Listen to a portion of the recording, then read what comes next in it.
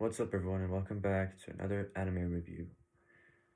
Yes, it's been a month, over a month actually, nearly 2 months now since the last one, and I'm sorry because there have been very big gaps of, time, from back to back anime reviews. I don't do them as much as I would like to, for the sole purpose of being that I'm watching very long ass shows. The last show I watched was Gintama, which was nearly 400 episodes. And then I started watching Hunter x Hunter, which is the show I will be reviewing today. Hunter x Hunter, not Hunter x Hunter. So don't behead me if you don't like it. I'm just gonna say it because it's easier, okay? And I'm a lazy bastard, so bear with me, okay? Yeah, for these reasons, I haven't been reviewing anime or talking about anime as much as I would like to. But I'm a proper weeb now, getting into anime severely, and yeah, I've been enjoying it tremendously. Yeah, nothing too incredible though. I don't want to get too entangled in my own insaneness, but yeah, anime has been mainly the only thing I've been watching.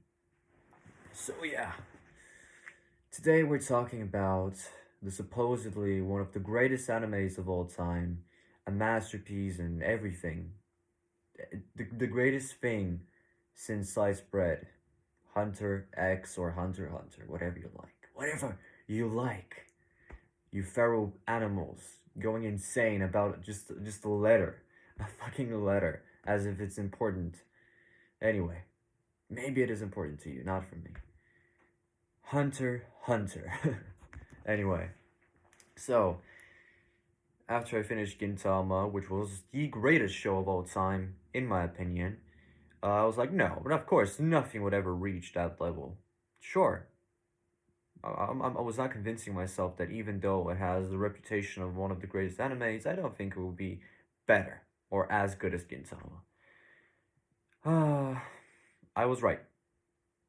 Hunter x Hunter is, for me, an incredible show. It is amazing. It is not perfect. It is not. It has a lot of issues that unfortunately I cannot ignore. And for the sole purpose of that, I will do two scores at the end of the video. The first score will be me saying my personal score, which is like out of my emotions, the emotional connection I felt through it, ignoring the critical things that I consider problems. And then I'll do a critical score, including these huge issues. So, yeah, the ratings are not the same. Basically, let's begin. So, what do I think is the best thing about Hunter x Hunter? What are the issues, in my opinion? The best thing about this show, and I won't include spoilers in this video, by the way, so if you haven't watched it, yeah, well, what was the point of watching it anymore? This video, I mean. So, the best thing about the show, let's start with the good stuff. Let's not be too negative about the boy. The good stuff, the very good stuff. The best thing about the show, in my opinion at least, is the character writing. Every single character, nearly every single character is built up very well. They have a very good backstory if they do have one. They get fleshed out for the most part, or at least satisfactory. They get conclusion to their stories, most of them, not every one of them. And the ones that don't have conclusion to the story, it doesn't feel like they need to. It doesn't feel like their story had enough purpose or importance to be completed. It was enough to be vaguely left to your imagination. I would accept that, to be honest. Even though I would have liked it more if they were concluded. But anyway, not gonna give too many examples. So, character writing for me is the best part of Hunter x Hunter. So, what else? The characters, and of course, are incredible. The main character, Gon, or Gon, for me, is probably the worst character in the show.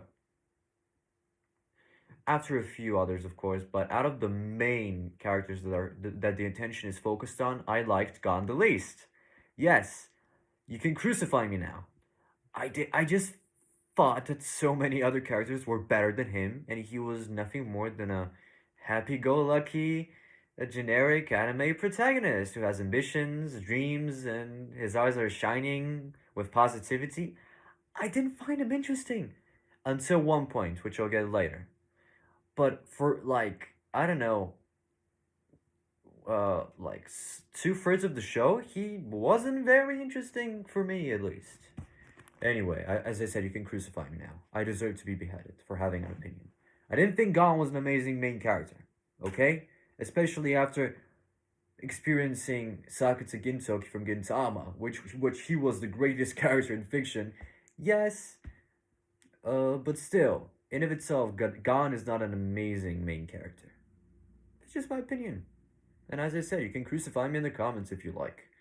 Anyway, that isn't to say that the other characters around him, like the main-ish characters, are not good. Killua is phenomenal. Killua had so much more depth than Gon. I would have liked Killua to be the main character. He was more emotional. Like he has more. At least for me, I cared about him so much more. So much more. I related to Killua much more than Gon. But it's a bit personal, I guess, because Killua had he had family issues. He had a very tough upbringing, which I did too. So I related to him a bit more than the happy-go-lucky Gon. But anyway, these are Killua and Gon are basically the two main characters of the story. The story revolves around Gon, the main character, searching for his father. His father left him at a very young age, didn't give a shit about him, supposedly. He left without stating any reasons of his leaving. He just came one day, and decided, hey, and said to his sister, hey, can you just take care of my son while I just fuck off somewhere, do whatever I like. Can you do that for me? She's like, okay, bye, gang, see ya. Anyway, yeah, gang. I want to get to that later, but anyway, and Gon's purpose is seeing the world his dad saw, experiencing the things he experienced, to see what's all the rage about being a hunter, because that's what he found out. He found out the only thing about knows about his dad is that he's a hunter. He's a very famous, very skilled, one of the best hunters out there. So he wanted to become one and see how it is, experience the world, the places he visited, and everything else, and hopefully, maybe perhaps finding him at the end of the road. So that's how the story starts.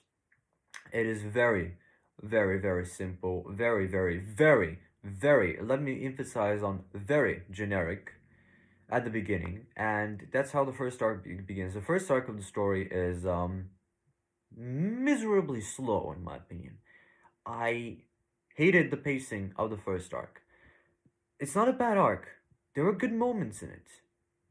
A lot of good characters were introduced in the arc. Leorio was introduced. My favorite character in the show was Leorio. Kurapika, his main ambition being to revenge the slaughter of his clan. The clan had very specific eyes that they flash red. I think they were called the Scarlet Eyes, and he wanted revenge on a like a criminal organization group called the Phantom Troop. That's the first time you heard about them. And Leorio, on the other hand, the other main focused character, he just wanted to be a doctor and help people because he didn't have the chance to help his friends when they were sick like a long time ago. And yeah, it's safe to say all of the other characters' ambitions are much more interesting than Gon's. So yeah. Anyway, the first arc begins and ends pretty mid, I would say. The whole arc, it's probably like a 7 or a 6 out of 10 if I would give it a score. The Hunter exam arc. Like, it serves its purpose, but it had some good moments too. It introduced Hisoka as well. Hisoka is like the fifth mainish character. Is that an antagonistic figure most of the show, but he's important because he comes up a lot, nearly in every single arc after this, apart from the Chimera Ant arc later on, which I'll get to as well. But anyway, Yes, it's the first 20 or so episodes. I was not impressed. Hunter x Hunter did not live up to these incredible, uh, this incredible praise that it got for so many anime fans. I was like, no, I don't see the potential. I don't see the greatness here. And people told me, just wait, give it a chance. It gets good after episode 1000. No, I did give it a chance. And the arc after this, which was the Killers family arc, was okay. It was like 5 episode arc, nothing huge. I was like, okay, I'm still being patient. It's not incredible. It's not amazing. It's not great even. It's good. It's okay. So I'm just pushing through, giving it a chance, seeing where it goes, and then we reach the Tower Arena arc. Then I said to myself, Castro versus Hisoka. That's a very good fight. Oh my god, Hisaka versus Gon is amazing! Damn, what a fight. Now I see why people love the show. Yes, I started getting into Hunter x Hunter like really um after the Hisoka and Gon fights at the Tower Arena. This was the moment when I said, okay, I see some potential. I see why this show could be considered great. And finally, I had a purpose in life. Wow, how sad. Anyway, after the Tower Arena, yeah. When I was fully invested in the show, I was like, okay, I'm interested and see where this goes. Then I got slapped in the face with literally one of the greatest arcs in anime I've ever seen so far. The Phantom, the Phantom Troop York New City arc. That was incredible. Yes, if the Tower Arena arc was like interesting or and pulling me in, Jesus fucking Christ, was the York New City arc incredible. Oh my god. Oh, there were so many incredible moments in this arc. It's mainly a Kurapika focused arc, and that is not a bad thing because Kurapika was one of the most interesting characters in the show for me at this point, and it was interesting where his story would go. And yes, oh my god, did it go somewhere indeed. You get introduced to literally one of the best antagonistic groups in anime or in fiction in general, the Phantom Troop, the Spiders. They were incredible, and especially their leader, Crollo Lucifer. That group felt human. They had so many great moments, and they don't feel like evil for the sake of being evil. There's like uh, a moment in the show where Uvogin, one of the members of the Phantom Troop, gets killed by Kurapika. He gets his revenge on one of them. Manages to kill him with his chain ability. You see them mourning. You see them suffering. He's not just like a generic goon. Like, oh, the henchman. Oh yeah, go attack this super fucking strong guy, and yeah, you're gonna die, but attack him anyway because the script says so. No, this guy felt important to them. He felt like a family member, like you lost a part of yourself. And it really emphasized the importance of Uvugin's death, at least emotionally, how it impacted the whole Phantom Troop. There's characters like Pakunoda. She's like against the heroes, the main characters, but in of itself, she's not a bad person, and you can see after her death, she deeply cared about her comrades as well. So they're very human indeed. And the best part of the York New City arc was the part where Crollo Lucifer decided to play a requiem, play a requiem for Uvogin. By that, I mean killing every single one in York New City. That was amazing, by the way. One of the best moments in anime. Yes, there were a lot of amazing fights in as well. There was like Killor's dad and Killor's grandfather against Krello Lucifer. That was amazing. Overall, the York New City arc really, really, really improved the show massively. And then we got a dip in quality. Yes, we got the Greed Island arc, which I didn't expect to hate, and I didn't hate it. I thought it was okay, but oh my god, Jesus Christ. was it mid? It was mid. I really, it didn't age well as well. It had some good moments. It was not a bad arc. It was just mid in my opinion. The best, by far, the best part in that specific arc was the moment where they played dodgeball with Razor. And Razor, by the way, is voiced by the same VA of Kiryu from Yakuza, which was very nice. They played like superpowered dodgeball with Hisoka joining and helping the main heroes for the first time. I was like, okay, at least one redeemable future in this arc. But the whole arc itself is basically like isekai, getting put in a game, Yu-Gi-Oh card collecting, and that's it. Plus, you get introduced to one of the worst villains in anime, the bomber, Genfru. Oh my god, was he he was easily the worst villain in the whole show. Not even close. He was the worst kind of villain you could write is a villain that is evil for the sake of being evil. Greedy for the sake of being greedy. Being an asshole for the sake of being an asshole. Why? Because the script says so.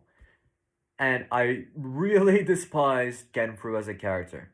Yes, I disliked him. I even hated him at a point, but he was just badly written. He was just there, and I just didn't enjoy his presence, not even once. There are a lot of evil characters in the show, but I didn't enjoy their presence. I was intrigued by their character. He had none of that. And he did not even die. He got spared by Gon and the main characters. But anyway, yeah, Greed Island arc had two redeeming features.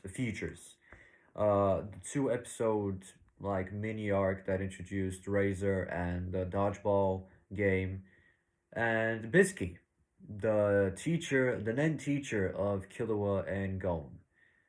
Yeah, for these things, I would give this arc like a 7 out of 10. Yeah, had some good moments, but overall, not the best arc in the show. Oh, by the way, yes, the power system. Let me mention it before going into the Chimera Ant arc. Whew, I have a lot to say about this one. But the power system of Hunter x Hunter is basically incredible. I had no issues with it. It started off as like um, an exposition dump. It just said, "Oh, this is literally the whole fucking premise of that. Remember it now, or you'll be sorry. Remember it now. It will be on the test." It felt like a school exam. So much stuff to remember. So much exposition dump, and I was like, if I'm forced to remember this, and if I miss a huge plot point because I don't remember every single minute detail, yeah, then I'm fucked. So yeah, the show did not force you to remember everything. It just gave you all the small details, and the most important stuff it showed in battles when it mattered most, and you understood it if you had half a brain at least.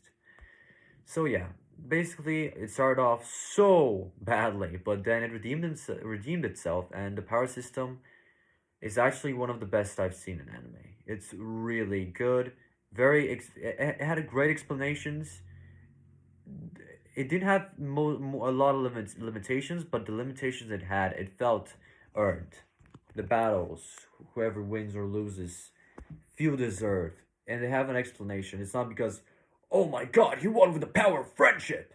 He is a beast. No, there is explanations. Whether it's the main character, whether it's a side character, whether it's a villain, whoever wins or loses has a reason to. It's not because, oh, he has more willpower than you. No, no, my guy. There's always explanations, and I loved that part of the show. I loved the power system. Anyway, going into the most controversial, most absolutely talked about arc of all time, most divisive as well, in anime at least, as far as I'm aware of, the Chimera Ant arc. So, let me just start by saying I think that Chimera Ant arc is the perfect anime arc. I think it was absolutely incredible from beginning to end. It was incredible. No issues with it apart from a few. Yeah. So, The Chimera Ant begins very abruptly, very like, okay, oh, we're doing this now. Oh my god, it's begun. It begins very shortly after the end of Greed Island. There is no breaks. They're just Greed Island ends, Chimera Ant starts. You get introduced to Kite. The first episodes, you see the birth of the queen ant. The queen, her mission is to bring forth a king to because she wants her son, the child she bears, to be the king of the world and rule everything. I was like, okay, that's weird, but it's kind of interesting at the same time. They're like a specific group of ants that can be very dangerous. And basically, well, you when you eat when the queen eats something like an animal or human, she the and she creates new beings that have mixed between this animal or human or whatever she eats. And it's very interesting because a lot of weird fucking creatures come out of her. But anyway, yeah, you get introduced to Kite. It turns out Kite knew Gon's dad from a long time ago. And Gon knew Kite as well when he was like a little boy, when he punched him in the jungle or something like that. And he was like, okay, that's new. That's lots actually information. And Kite is a very likable, very cool character that you really root for. And you meet his group of mercenaries, or no, the guys who hunt the ants, the threat evaders, the peacemakers. I don't know, like weird looking group of vigilantes that walk around with kites and help him do his shit. He's their boss basically. And you meet them and you follow him around, and then shit hits the fan. The ants have gone crazy. They start eating people, tearing through villages, going feral because of the queen's orders, of course. And there's a moment where a little boy and a little girl get eaten alive, and you have like development, like whole episode centered around them. And when they finally die, it feels horrible. It feels so fucking sickly bad. And for me, I was really sad when the boy and the girl died, and you see their mother, how miserable she is, crying, and it's like, oh my god, this arc is already the darkest one in the show. And yeah, his shit hits the fan, and there's a massive battle between the Chimera Ants and the Hunters. Very good beginning. The first 10 episodes or 15 of the Chimera Ant arc are incredible.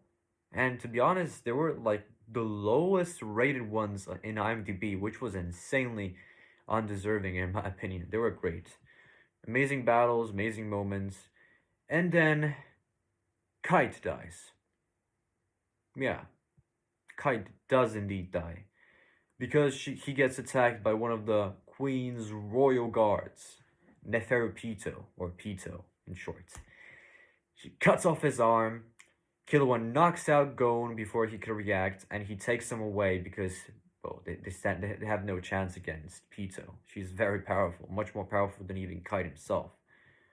So there's like an air of positivity. Gon is like, "Oh, we're gonna save Kite. We're gonna get stronger. Come back to save him.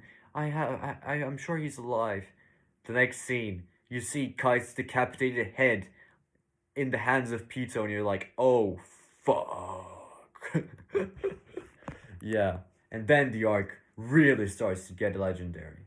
Then you get introduced to Morel and Nav and Shoot, Knuckle, all amazing characters. Then Netero becomes very important all of a sudden. The old guy that you see in the Hunter exam arc, the Hunter chairman, and they start racking shit up, fucking shit up, as and then the king gets born, Meruem. Let me talk about Meruem for a second. Meruem is one of the greatest characters in fiction. If you say he is the greatest character in fiction, I would not be mad. I think Meruem is easily the best character in Hunter x Hunter, and wow, one of the best characters in fiction. Yes, the Chimera Ant arc introduced so many amazing stuff, but by far the best thing about it was the relationship between Komugi and Meruem, in my opinion. It basically the Chimera Ant arc really puts into perspective what a human is, what a monster is.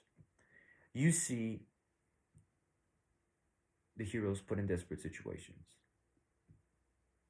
You see the parallels between the supposed monster, Merwin, and the supposed hero, Gon. And you see how Merwin becomes human, while Gon descends into being a monster. You see a lot of perspective on their characters. And for the first time, I got really interested in Gon's character. But it was like a bit too little, too late, kind of a deal. So yeah, it's an arc where heroes become monsters and monsters become heroes or humans even. It's a very, very interesting contrast, and it gets very, very philosophical. Of course, including the one of the best battles in anime, Meruem versus Netero, where you see the old man, the cheery old man you knew, become literally a monster who's ready to kill because he's ordered to, and he literally nukes him. He literally launches the nuke, and it's hard to set off and explode. So yeah, that was one of the best battles in the show. And yeah, the Chimera Ant arc, without getting in too deep into it, it is one of the best arcs in anime. Gon's transformation into becoming a literal beast and monster, ready to kill anything, because he finds out that Kite is dead. Proceeds to kill Pito, fucking destroy her, but at the same time, him being destroyed himself because he was too much of his nen. And the Chimera Ant arc really, really puts into perspective what it is to be a human, a hero, a monster. So many philosophical things. And yeah, amazing stuff. The worst character in the Chimera Ant arc was for me Shia Poof. Shia Poof is the second worst villain after Genfru, the bomber. I absolutely hated Shia Poof. His whole motivation, at least he had a motivation. At least he had some purpose, unlike Genfru. But at the same time, his motivation was shit. He was just a simp for the king, a simp from heroin. Nothing more than this. No character depth. Nothing. Nothing.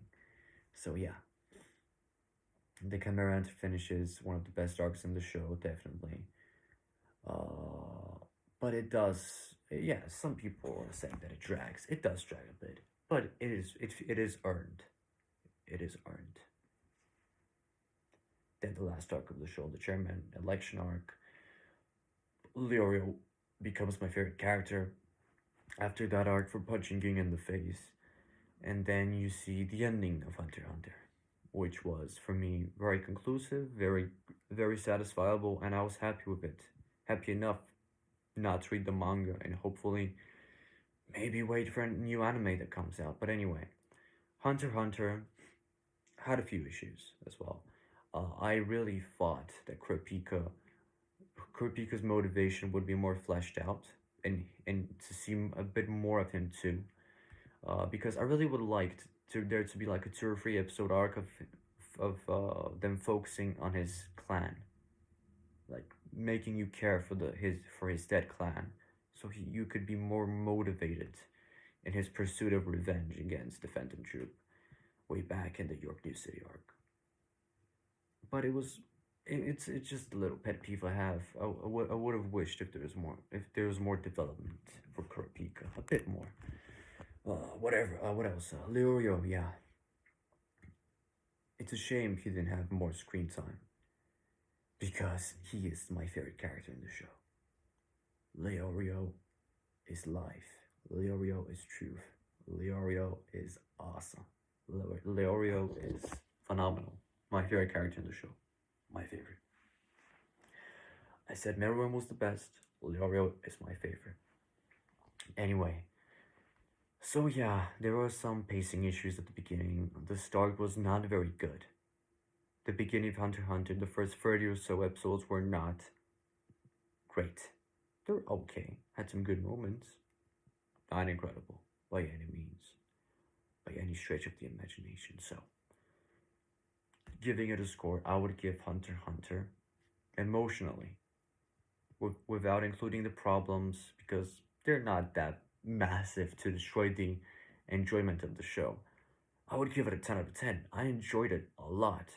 But if I'm thinking critically, maybe yes. I would give it like an 8 or a 9 out of 10, or an 8.5.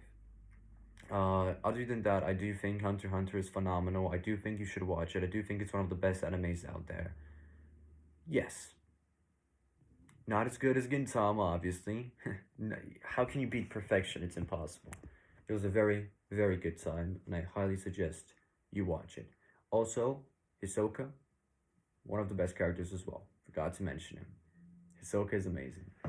Anyway, yeah, that's basically my review of Hunter x Hunter.